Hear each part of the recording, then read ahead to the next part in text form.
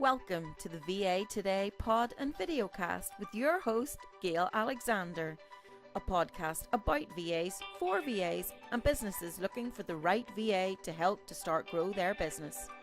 Find the right VA today and visit VA Today on YouTube and ava-ni.com to find out more about VAs and what they can do for you, and get in touch with the virtual assistants you need today.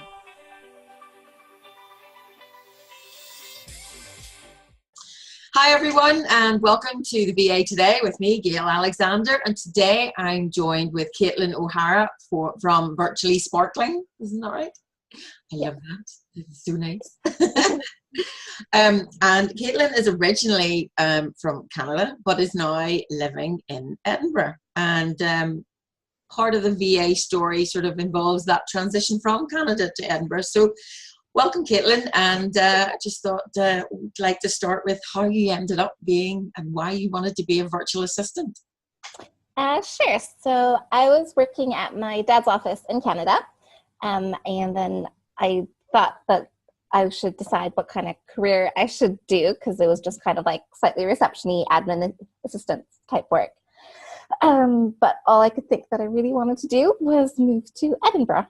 So I decided, okay, I'm going to just move to Scotland, just do it. And then I thought I'd stop working at his office because, I'm not in the country anymore. But he said that actually, no, you can keep doing work for us.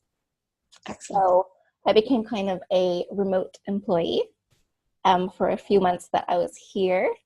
And then I did get a full-time job in retail. But after a few months of that, I was like, I did not move to Edinburgh just to work in a small retail shop. So I thought I would be able to freelance a bit and be self-employed and just kind of do the things that I was doing for his office, but for other people as well. So I kind of transitioned from full employee to remote employee to being like self-employed, and I'm still doing a lot of work for them, but more as a virtual assistant title rather than. And there's the cat. Yeah, there's the cat to keep you company. Yeah.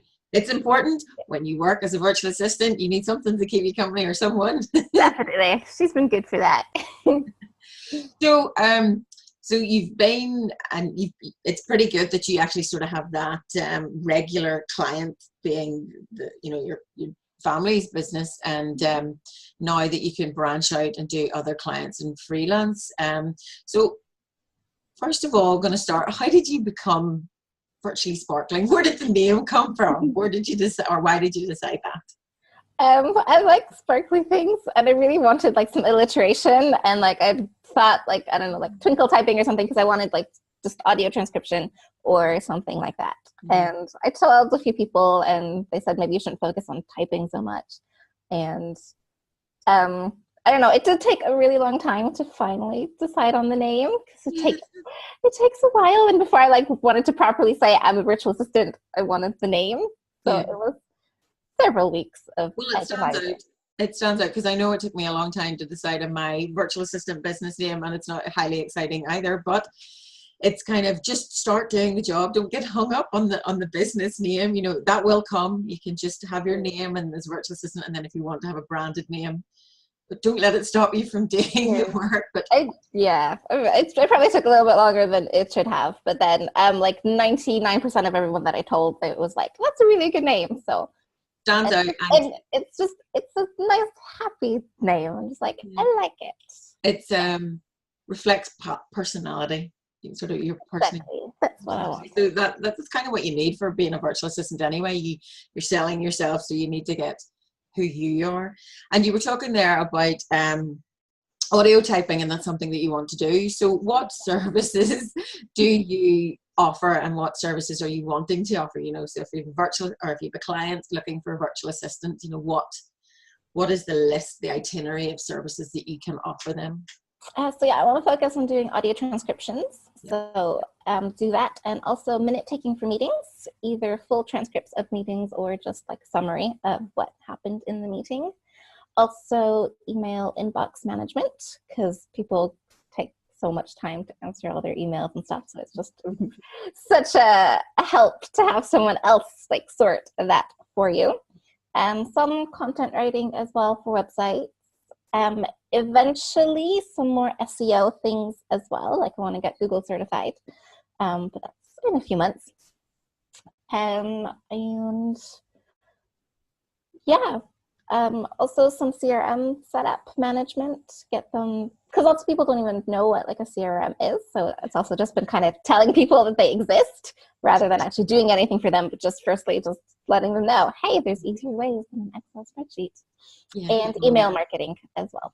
Email marketing. So it's a lot of writing and creative content creation. So you must probably do a lot of research as well for, you know, if you're blog writing or you're creating content for whatever client and sort of content companies online. So would you do a lot of research around specific subjects, or is it just any subject that you're open to doing? Any subject basically now that I'm open to doing, yes. Yay for Google. Google's good, so Google helps a lot. And do you have a history in writing, or is it just something that you've fallen into that you really enjoy? I did a BA in history, so there was quite a bit of writing essays involved in that, but other than that, nothing really, just kind of kept doing it. Yeah, I suppose history does give you at least quite a wide variety of background knowledge, because I know that I have written some blogs myself that I have called upon my history knowledge about cemeteries and crematoriums on random subject, but having a history background is actually, not that mine's more geography, but having a history background actually very helpful for pulling out these pieces of information that you can add to your pieces of writing that people don't kind of expect, but it draws them in. And as you say, sort of research and essay writing, so would be a wee bit there. So you have sort of experience in web design, and that's where the sort of working when you were in Victoria, British Columbia, should I say, that's where you're originally from. And so that's kind of why you want to get into the likes of SEO and CRM. So there's a bit of the sort of technical side there as well. A bit more. I mean, I never did any of the programming or like the actual web design or anything. I just know what a website needs in order to work and like what helps to have a website. But it'd be like web maintenance. Web maintenance, and just directing other people to do that work. But like, I'm also kind of not opening a branch, but like just expanding my dad's business in Scotland as well. So trying to find some Scottish clients here, and then I'll be the one that they talk to, and then the website gets built in Canada, but I'm the person but like it doesn't really matter where your website gets built anyways, because I'm the person that they'll be talking to for any questions or concerns. I'm just getting all their content from them. So it's like client management as well. So, and how long have you been set up as a VA now? How long have you been running Virtually Sparkling? I guess since February is when I decided to do it. I guess March. And then for April, it's kind of been like a slow burn, I guess. Because I decided mid-February I need to quit retail and do it. And then March was trying to set it up a little bit. Then April, I was back in Canada for all of April. And then in May, I was kind of in tourist because my sister came back with me to Scotland. And then, so it's kind of, I guess, more June where it was properly more set up. But then a friend moved in with me for a couple months, so I barely did any work. But he was here, so it's kind of been like now, the past few months that have been like much more. So it's still very early stages, but you still have clients, and I do. Telling me before, which is really good to know that like virtual assistants, it's quite a scary thing to go from, as you say, from doing it part-time to full-time. Making that jump is quite a big decision to do it, but it's good to know that that it can be done. You can be quite early starting and still have clients that will keep you going. So I think it's a good thing. And you were telling me just before the call that we were in Lisbon in Portugal doing audio transcription for the Model European Union. Tiny bit, yeah. So sort of a bit of experience there, and that came about from the Young European movement in Edinburgh. So you've a lot of sort of working with younger sort of maybe businesses and people and contacts. Yeah, a few definitely younger contacts involved in pro-European politics. Lots of young people, though, they're just, they want to work in politics or something. So I don't know that many that have their own businesses. Yeah. But they are, yeah, they're good contacts to have. Definitely, because like not necessarily would they have their own business, but they maybe just work for themselves as like a freelance, whatever, even a politician kind of thing. But it's something that you've obviously looked to help broaden, you know, the scope. You're not just going to stick with either Canada or Scotland. You're definitely kind of looking to broaden out and take a role within Europe, which must be quite exciting. Yes, Europe is good. So how did you go about getting this up? You know, how did you go about finding, well, particularly this sort of piece of work, or how do you go about, I can't speak this morning, it's Monday, how do you go about finding clients? What do you do to find clients? Find clients. It's been lots of networking events to find clients that I have. Edinburgh is really, really good for having lots and lots of networking events. So there's Business Gateway. So I think that's all across the UK. So I've been to quite a few Business Gateway workshops, and that's how I found one of my clients. It was a workshop. I can't remember exactly which workshop it was, but she was an artist and she just really needed help just like getting her website started, and then everything else would be branched out from there, but like getting her website started. So I went to see her a few times and just wrote all her website content for her and helped her get set up on her CRM as well. And then another client was a workshop, a boot camp that a business coach did, and was talking to the other person on my table saying she needs help with her social media. And so I'm currently doing social media for that.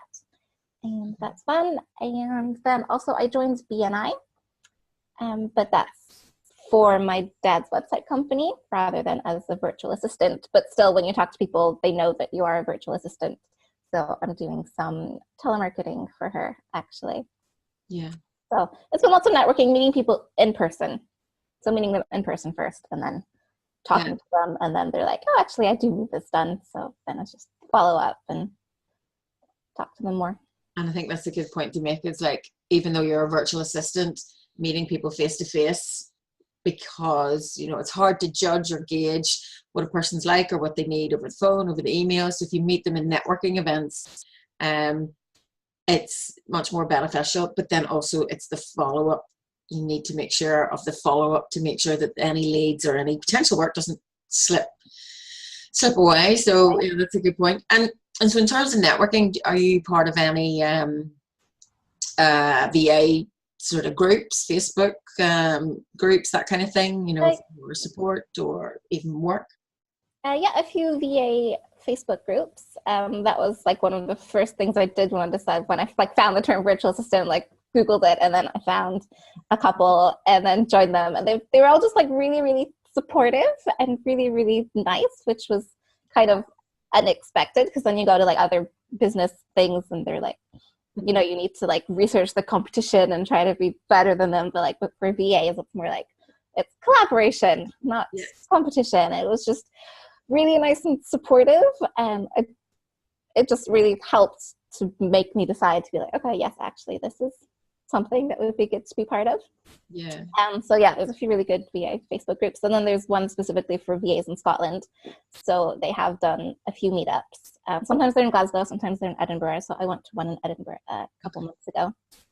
So that was really nice, just to meet people who do what you do. You don't have to explain what a virtual assistant is, and like they know everything, great. So it's good to do that. So when you say you don't have to explain, if you are asked, how do you explain what a virtual assistant is? What do you say? So usually it's like a freelance personal assistant for small businesses to help them with some admin tasks and things that they don't have time to do or that they don't want to do. So yeah, like a freelance personal assistant. Yeah, that's kind of perfectly succinct there and concise. So yeah, pretty good. I always sort of, it depends who it is or the subject or situation, but it can change from day to day. But yeah, definitely. it's pretty good. So when you're obviously doing a wee bit of traveling for meetups or for the likes of that role you had there at the weekend in Lisbon, how do you manage your working life? How do you do you have a set routine? I heard a funny story at the weekend that somebody actually, because they work from home, gets up, gets dressed, goes out the front door, walks out the front path, goes out the gate, turns around, and then comes back in. So they literally go outside, come back in, and then starts their working day working from home. So what do you do? How do you manage your working day? I don't do anything like that. I probably should. Like, that would be a good idea, just to be like, start working. I just spend most of my time at home. So work gets done in between doing other things, and being distracted by the cat. Being distracted by the cat happens so often. Good to have a cat in the winter because it's a hot water bottle keeps you warm. Good. Yes, looking forward to that. I've only had her a month, so looking forward to that. Manage it I can manage it a little bit better because it has just been like lead up to going to Lisbon and being distracted by other things. I usually, lots of my working hours tend to actually be like between 9 p.m. and 1 a.m. Okay. Which works out well because there's an 8-hour time zone difference between here and the west coast of Canada. Yeah. So if I need to ask anyone in the office for anything, then it's my evening, but their working day. So it works out that I get to work in the evenings, and I like that I can manage my own time. Like, that was one of the big push to actually be a VA as well. I didn't want other people to control my schedule because that was happening with retail, and then there were a couple things that I couldn't do because I was scheduled to work, and I was like, no, I want to do things. Like, I'm in Edinburgh, I want to do things. Yeah. So I suppose because you do work for the Canadian company, and it's the west coast as well, there is that large time difference. Mm-hmm. So it does mean you have to be flexible. So you're doing a bit in the morning, and then you have that break, and then you're doing a bit in the evening. But I guess that allows, it's a good break between the two, so it doesn't feel like a really long working day. Yeah, definitely. Or just like a little bit throughout the day, and you take a break to go food shopping, and yeah, it works. So yeah, it's the flexibility that VAs need to have because their clients are anywhere in the world. Definitely. Like yours. So when you say that you do, you work from home, do you ever feel isolated, because you're in your office space at home? Because I do predominantly work in my office space, the odd coffee shop or library, depending on what the kids' schedules are. But do you always work from home, and does it make you feel isolated?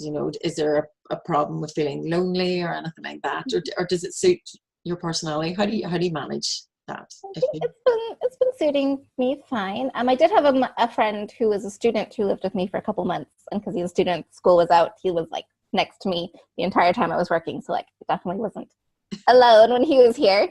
And then I do have a flatmate as well, so she usually works during the day, but she is around in the evening, so like at least I see a person every single day. Most of the time it works well to just be working here solo, but I will be wanting to branch out and go to cafes or co-working spaces every so often, because if I do go out of the house, I do tend to work for those straight hours rather than at home when you do get distracted by the cat and things. So I think it sort of depends on the person, because I know some people work really well at home, whereas I do work really well at home, but then after a while I quite like being out, because some of the stuff that we're doing, especially social media management, you kind of need a bit of that creative flair, and just being out and about and seeing what's going on and just watching the world go by sort of helps that. And I think people, when you say that, oh, do you work from home or do you work from here, there and everywhere, they think you actually aren't working, but it's not the case. You need to sort of break that. I have a map here and I need to change my view every once in a while just to get the sort of creative juices going, I guess. But it helps to change the scenery a bit. Yeah, and break the cabin fever. Yeah, so because you just recently started sort of over the summer, have you had many challenges to setting up, or have you find it pretty straightforward so far, or how has it been? I guess it's been okay. Like the most annoying or the things, well, the bureaucracy and paperwork kind of would have not stopped me, but that's just kind of been like a barrier, a stressful thing is like sorting out the contracts and insurance and like invoicing and then eventually doing all the tax things. Like all that is going to be it's going to be an issue. Just because I haven't sorted anything out really. I'm just trying to file receipts and all that, but it's been pretty straightforward, I guess, because I have had that transition from being an employee to like remote employee to that support of having my dad's office. So that's always kind of been the constant thing, which has been good. And then it's just kind of bringing other people into that. So in terms of actually setting up the VA business, apart from sort of tax issues, which is any sort of startup business deals with, and yes, an accountant is a great help for that. It's like, you deal with it. Here, I'll give you all my stuff. I know a good accountant. Like in a couple months, I'll go to her and be like, "Please help me." For the deadline. Yeah. But other than that, it's like, so you've been able to set up okay. Did you take any specific training, any specific VA training, or was it just you took the skills that you had and just took advice from the support groups and the networks around? Yeah, no specific courses or anything. Just reading lots and lots of blogs. Yeah. And reading lots of Facebook chat, Facebook. Yeah. Things. Okay, so just a lot of research. Do you plan to take any sort of specific training in future, or do you think you're pretty well set up so far? I did buy a few Udemy courses, actually. So actually, no, there was one that I did, for social media that I got most of the way through. And then there's one on audio transcription. And then there's a couple of other writing ones I bought just, this was months ago, so I haven't actually taken them yet. But so planning on doing those. And yeah, Udemy's pretty good for short courses to help you at least try and find if this sort of skill specific, because you're looking just kind of niche, maybe not industry wise, but services wise, audio transcription. And so at least sort of taking the course a lot on Udemy or Google Garage or anything like that kind of lets you dip your toe in the water to say, okay, I actually do like this, or maybe not. So it's kind of a good way to do it, and Udemy is a good one. Yeah.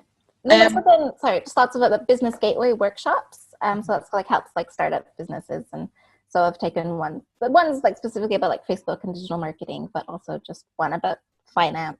Yeah. And just writing a business plan and all that kind of stuff that startups need. Yeah. So that's one thing I need to go back to, is finish doing my business plan. So it was basically, for some people, some people need the VA training. They think it's a good way. It's the better way for them to go. But then other people know it's really the business startup. I think both. Well, the VA training will overlap. They'll do a bit of both. But some people just want the specific, as you say, how to write a business plan, how to do finances, that kind of thing. So there is always a little bit of training, because you're not just starting a business where you're doing certain tasks. You're also running the business. You're also the CEO of that business. You're also the stakeholder of that business, as well as the employee. So you kind of need to get your head around all of that. I think that's a hard thing for a lot of people to do. But as you say, there's a lot of trainings out there. So you did it with Business Gateways. I did mine with Women in Business in Northern Ireland. And so I think that would be the main takeaway that you're saying there, is a little bit of business training definitely helps. Yeah. So in the next couple of years, where do you see yourself? Do you still see yourself in Edinburgh, or are you going to go somewhere in Europe, Lisbon, or are you going to go back to Canada? What do you think? Where do you see yourself? I'll stay in Edinburgh at least for the next couple of years. Yeah, it would be good to just expand my business, expand my dad's company here too, and just get some more Scottish clients. And stay self-employed, definitely.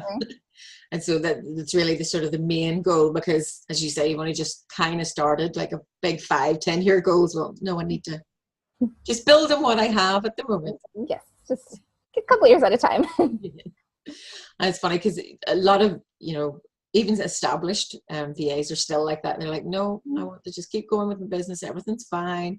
And it just suits them for that stage in their life, I guess, and then maybe they have a bigger goal, a different goal, whatever that may be. So I think when it comes to goal setting, I think people maybe sometimes stress out a wee bit. It doesn't have to be this all-encompassing grand thing, you know, that can come a few years down the line. But so finally, I just wanted to say, well, thank you very much for joining me on today's issue, or on today's on today's episode. Because it must be quite daunting, you know, because you've only just really started properly. And is there anything that you still have unanswered questions about the VA industry, or are you just kind of, I'm set now, I'm just going to run with this to see how I go? I mean, I think I kind of know how to do things. It's just a matter of like actually doing it, just not hiding in my flat all day, and just like actually forcing myself to go out a bit more and just actually do it and send out emails and all that kind of thing. So I think I'm pretty set. It's just doing it. I think it's getting a bit more sort of your work out there, getting yourself a bit more known. So I guess, yes, the blog writing is a great way to do that. You know, it's promoting yourself and drawing people back in to see all this writing content. The audio transcription is the services that you're offering, and a very, as we were talking earlier, a highly valuable skill with now video content being so prolific. Definitely. But then it all needs audio described. So yes, that's something that I could probably do, because I'm pretty sure that people can understand my accent. So they probably will need subtitles anyway. So we may be getting in contact again for that. But again, yeah, so just want to say thanks very much. And I hope that everything goes well for you, Virtually Sparkling, and that you grow your business with the audio transcription and more exciting things and places to go, and that your dad's business as well grows too. Yeah, thanks very much. Well, and I will talk to you soon then. Okay. Okay, thanks. Thanks. Bye, Caitlin. Okay, thanks.